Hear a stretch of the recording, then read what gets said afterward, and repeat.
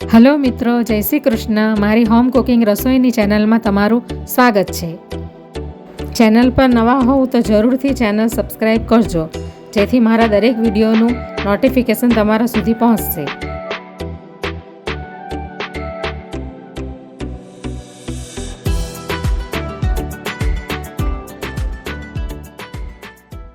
તો આજે હું છોલે ભટોરેની રેસીપી શેર કરવાની છું. તો એના માટે મેં આ છોલે ચણા એટલે કે કાબુલી ચણા મેં 300 ગ્રામ જેટલા લઈ લીધા. 200 ગ્રામ જેટલા લીધા હતા, પણ હવે એ ફૂલાઈને ડબલ થઈ ગયા છે, એટલે 300 ગ્રામ જેટલા થઈ ગયા છે. તો ઓવરનાઇટ માટે મેં એને પલાળીને રાખ્યા હતા અને મેં એને 2 થી 3 પાણીથી ધોઈ લીધા છે. આપણે છોલેનો સબ્જીને આપણે કુકરમાં બનાવીશું. હવે આપણે એને બાફવા માટે કુકરમાં નાખી દઈશું.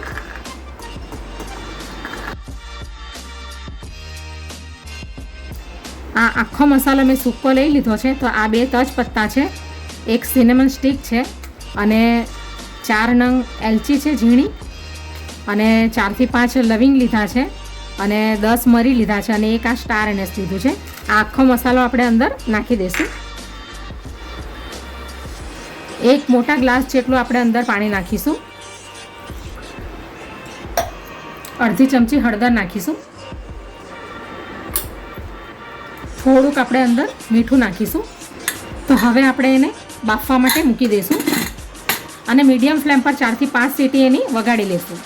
હવે આપણે ભટુરે બનાવવાનો ડો તૈયાર કરી લઈશું. તો આપણે ભટુરે મેંદાના લોટમાંથી નથી બનાવવાના, ઘઉંના લોટમાંથી બનાવવાના છીએ. તો હવે આપણે એની અંદર મીડિયમ દહીં 1 વાટકી જેટલું આપણે અંદર નાખી દઈશું બાઉલમાં,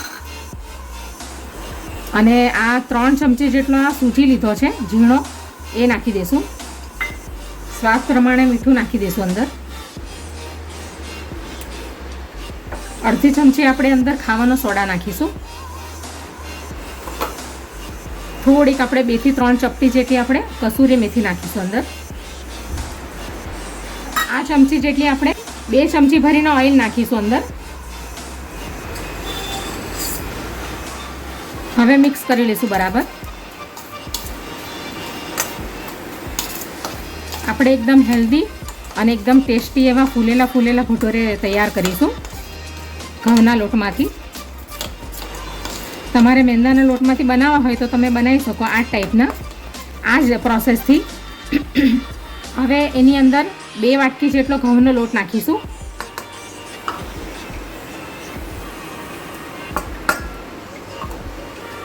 અને પહેલાં આપણે હાથ વડે મિક્સ કરી લઈશું બરાબર. પહેલેથી પાણી નથી નાખવાનું, કારણ કે આપણે એની અંદર દહીં નાખ્યું છે.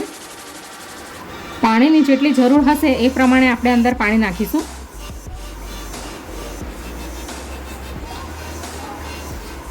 તો હવે જે વાટકીમાં મેં દહીં લીધું હતું એ જ વાટકીમાં મેં પાણી લઈ લીધું છે. તો હવે આપણે થોડું થોડું પાણી નાખતા જશું અને ડો તૈયાર કરી લઈશું, અને એનો સોફ્ટ ડો તૈયાર કરવાનો છે.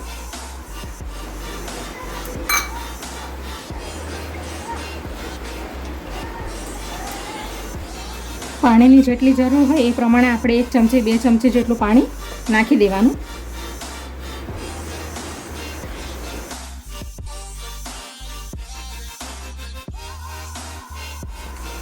બરાબર એને મસળી લેવાનો છે. તો ભટુરે બનાવવાનો ડો રેડી થઈ ગયો છે. આપણે આ ટાઈપનો એને તૈયાર કરીશું. હવે આપણે થોડુંક ઓઇલ નાખીશું ઉપરથી.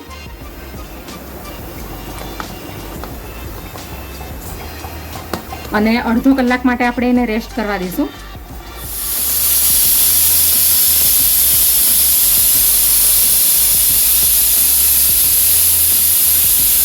તો હવે 5 સીટી થઈ ગઈ છે. તો હવે આપણે ગેસને બંધ કરી દઈશું. તો કુકર ઠંડુ થઈ ગયું છે. તો આપણે જોઈ લઈએ કે છોલે ચણા બરાબર બફાયા છે કે નહીં.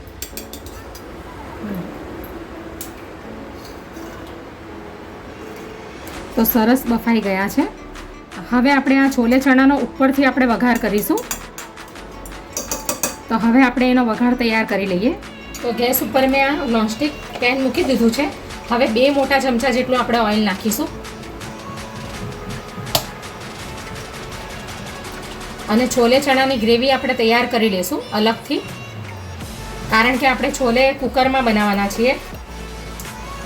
તેલ ગરમ થાય એટલે આપણે અંદર અડધી ચમચી જેટલું જીરું નાખી દઈશું.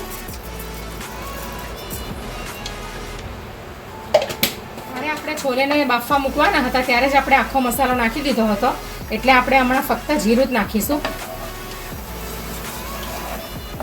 અડધી ચમચી જેટલી હિંગ નાખીશું અંદર. આ 2 કાંદા મેં ચોપ કરીને લઈ લીધા છે એ નાખી દઈશું.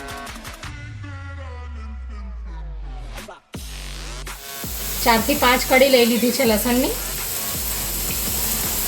એને પણ નાખી દઈશું. તમારે પેસ્ટ નાખવી હોય તો નાખી શકો. હવે આપણે એની અંદર 1 ચમચી જેટલું મીઠું નાખીશું સ્વાદ અનુસાર, કારણ કે આપણે છોલે જ્યારે બાફવા મૂક્યા હતા ત્યારે પણ અંદર મેં મીઠું નાખ્યું છે, એટલે આપણે આ ગ્રેવીના ભાગનું મીઠું નાખીશું.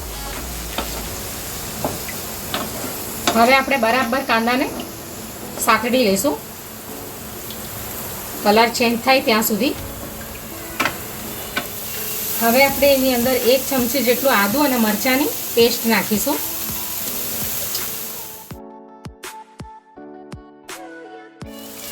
બે નંગ આખા લીલા મરચાં નાખીશું.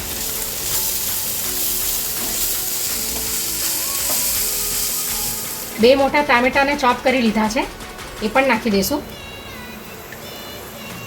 આ મસાલો પણ નાખી દઈશું અંદર. આ કાશ્મીરી લાલ મરચું છે મોટી ચમચી, અને અડધી ચમચી હળદર છે, અને 1 ચમચી ધાણા જીરું પાવડર છે. આ છોલે મસાલાનો પાવડર છે એ આપણે અંદર નાખી દઈશું.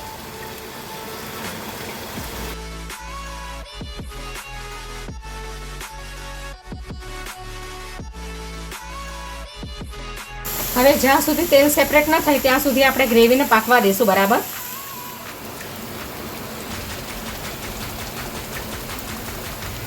તો હવે તેલ સેપરેટ થઈ ગયું છે અને ગ્રેવી પણ રેડી થઈ ગઈ છે. તો હવે આપણે ગેસને બંધ કરી દઈશું અને કુકરમાં ગ્રેવી નાખી દઈશું. હવે આ બધી ગ્રેવીને આપણે કુકરમાં ટ્રાન્સફર કરી દઈશું.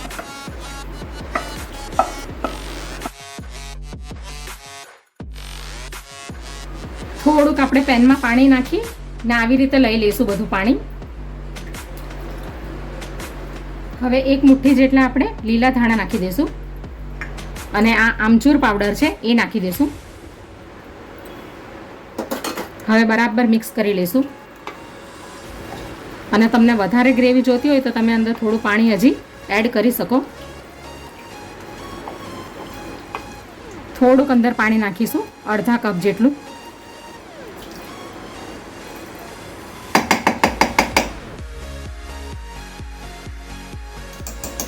હવે આપણે 1 સીટી વગાડી લેશું.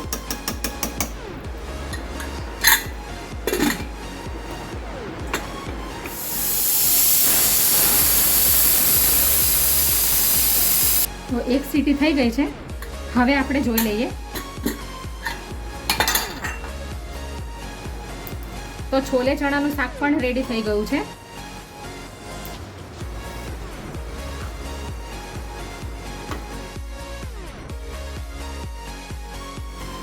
તો હવે અડધો કલાક થઈ ગયો છે. તો હવે આપણે ભટુરે બનાવવાનું ચાલુ કરીએ. તો ફરી 1 મિનિટ જેટલો આપણે ડોને આવી રીતે મસળી લેશું.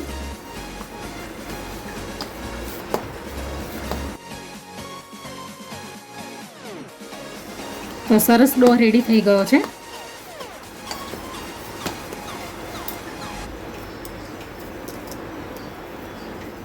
હવે આપણે એના લુવા વાળી લેશું આ રીતના.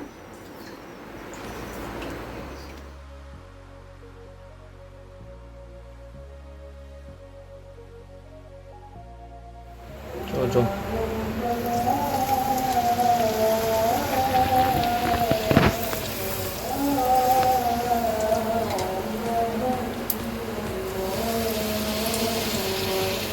તો હવે આવી રીતે આપણે વણીને ભટોરાને ફ્રાય કરી લઈશું. બહુ જાડા પણ નથી વણવાના અને બહુ પાતળા પણ નથી વણવાના. તો એક ભટોરો રેડી થઈ ગયો છે. આવી જ રીતે આપણે બધા ભટોરાને રેડી કરી લઈશું.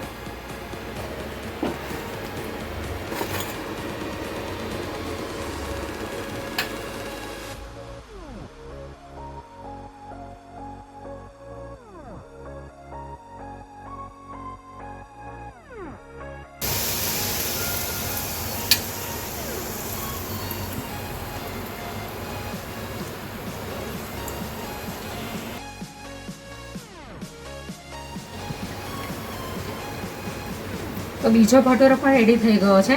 તો ઘઉંના લોટના ભટુરા આવી રીતે આપણે રેડી કરી લેવાના.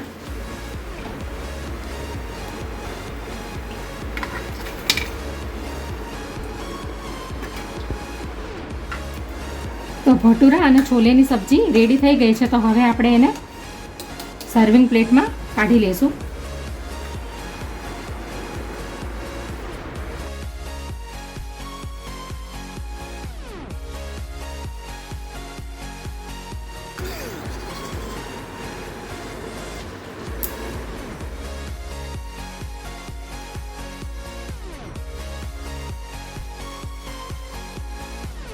તો છોલે ભટુરે રેડી થઈ ગયા છે દેશી સ્ટાઇલમાં.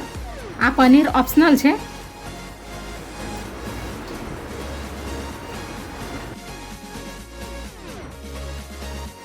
સેલો ફ્રાય કરેલું પનીર છે.